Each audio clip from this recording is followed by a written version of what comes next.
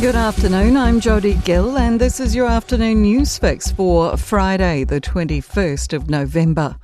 Fire and Emergency wants the Firefighters Union to get back to the bargaining table. Professional firefighters walked off the job for an hour at midday, continuing to protest over pay and staffing issues. Fire and Emergency says it received 8 calls in areas impacted by the strike, including 2 motor vehicle crashes and a hedge fire. Volunteer firefighters were called on to respond. 2 further strike notices have been issued for next week and the first week of December. A person's been arrested in the Bay of Plenty town of Katikati after an armed police operation this afternoon forced schools and an early childhood centre into lockdown. Police say a person's in custody and charges will follow.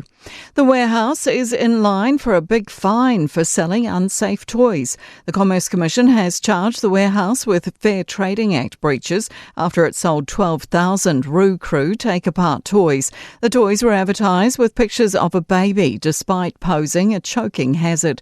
Herald Business reporter John Weeks says the Commerce Commission is seeking a big fine.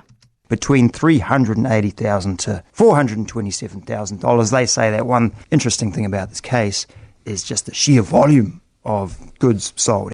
The warehouse says no actual harm occurred from the toy sale and the conduct was inadvertent rather than careless.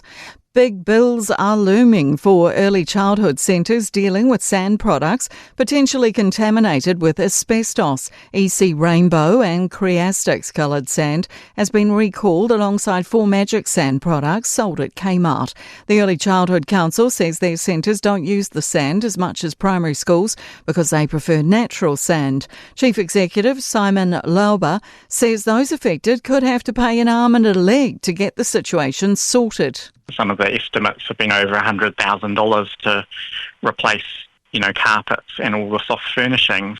The Defence Force has signed a deal to buy 2 new aircraft replacing Boeing 757s. The 6-year lease to buy deal has been made with a US-based air lease corporation for 2 Airbus A321XLRs. Political reporter Troy Matic reports. The Defence Force says the new aircraft can travel further, are more fuel efficient and will be able to accommodate around 120 passengers and just over 9,000 kilos of cargo.